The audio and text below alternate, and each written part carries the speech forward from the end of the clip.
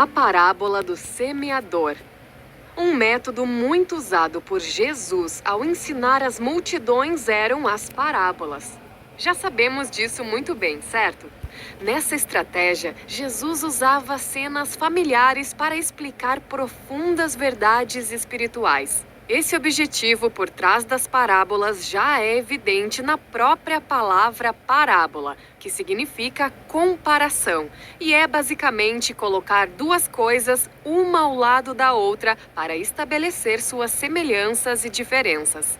A tão conhecida parábola do semeador, também chamada de parábola dos 4 tipos de solo, é encontrada nos 3 evangelhos sinóticos, Mateus, Marcos e Lucas.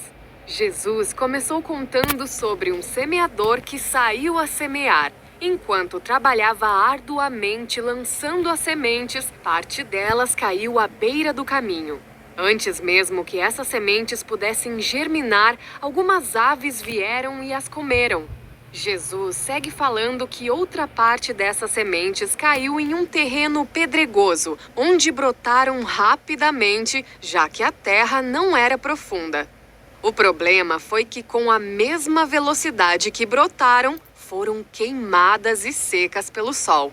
Em meio às pedras, não havia terra o suficiente para que tais sementes produzissem raízes e, por isso, não resistiram ao calor. Houve ainda outra parte que caiu entre espinhos. O problema aqui não eram alguns intrusos, como as aves à beira do caminho, nem mesmo a falta de terra para que pudessem crescer. Ao que parece, essas sementes germinaram, mas não viveram por muito tempo. Jesus diz que os espinhos cresceram e sufocaram as plantas. Mas houve uma parte dessas sementes que caiu em boa terra. E, alegrando aquele semeador diligente, essas que caíram em uma boa terra deram boa colheita. Jesus disse que cresceram a 100, 60 e 30 por 1, simbolizando abundância. Essa parábola deve ser vista como um encorajamento para os agricultores espirituais, aqueles que ensinam, pregam e procuram conduzir outras pessoas ao Senhor. Temos a tendência de, ao ouvir algo assim, pensar primeiramente naqueles que lideram as igrejas. Mas a verdade é que essa parábola serve para todo cristão que já tem entendido que foi chamado para lançar a semente. Temos alguns outros pontos para destacarmos nessa parábola. O primeiro é que esse agricultor não era um trabalhador irresponsável. A palavra caiu, repetida tantas vezes, pode nos dar a ideia de falta de atenção. Mas a verdade é que Jesus estava narrando um semeador usando um método muito comum naquela época ao semear um grande campo.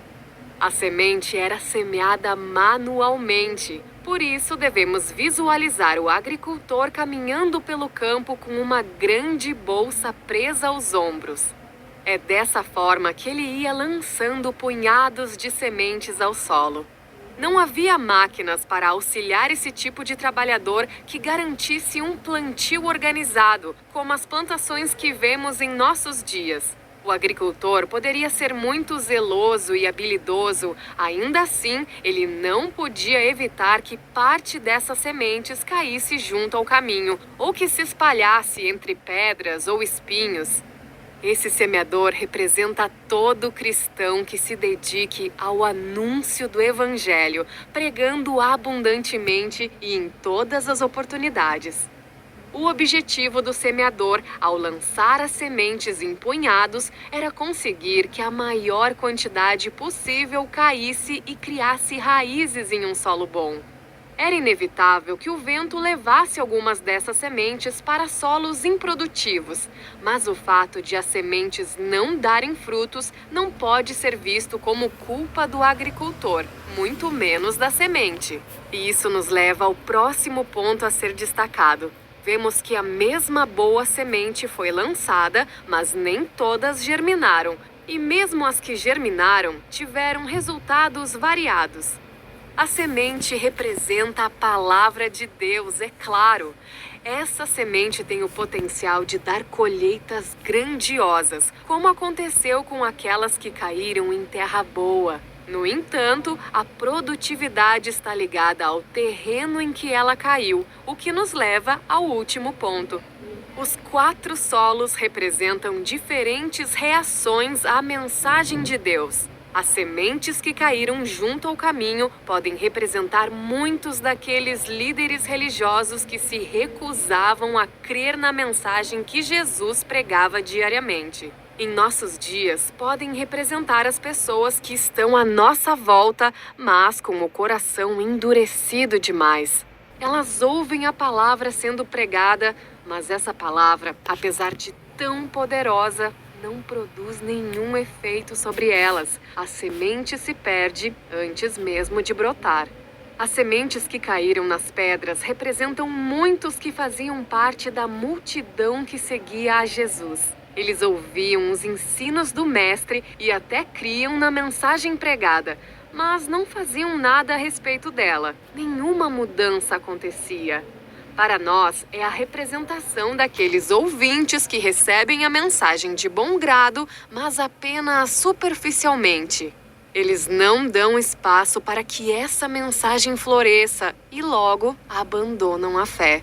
É interessante pensarmos como, no segundo exemplo, as plantas secaram com o sol, algo que, na verdade, é tão natural e até mesmo necessário para o fortalecimento de qualquer planta.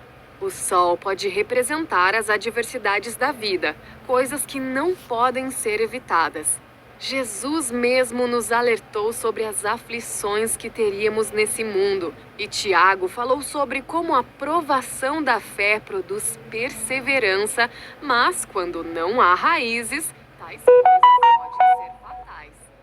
As sementes que caíram entre os espinhos representam aquelas pessoas que se encontram oprimidas pelas preocupações que esse mundo pode trazer, ou seduzidas pelos prazeres e materialismos terrenos. Elas já se encontram cheias demais e não deixam espaço para Deus. Tais preocupações ou prazeres crescem e sufocam toda a mensagem uma vez pregada e recebida. Por fim, as sementes que caíram em boa terra estão em contraste com todos os outros grupos de pessoas. A boa terra fala a respeito daquelas pessoas receptíveis à mensagem e que decidem seguir a Jesus, não importando nem mesmo o custo para isso. A semente apenas surte efeito e é eficaz na vida daqueles que a acolhem e praticam. Isso não significa que não sofreram ataques externos ou internos, mas a boa terra representa aquelas pessoas desejosas de ver essa semente germinar e dar grande colheita. Pessoas escolheram se firmar em Deus para guardar o tesouro recebido. Onde você e eu entramos nisso? Como cristãos e servos fiéis que receberam a responsabilidade do ID, devemos semear abundantemente como este semeador. Certamente encontraremos terrenos inférteis, pessoas não receptíveis à mensagem, mas é certo que encontraremos terras férteis também. Como não podemos sondar os corações, algo que apenas o Espírito de Deus pode fazer, devemos focar apenas na nossa parte da missão: sair e semear abundantemente. A instrução de Paulo a Timóteo, seu amado filho na fé, acaba sendo uma instrução para todo crente: pregar em tempo e fora de tempo. Afinal, é somente Deus quem dá o crescimento.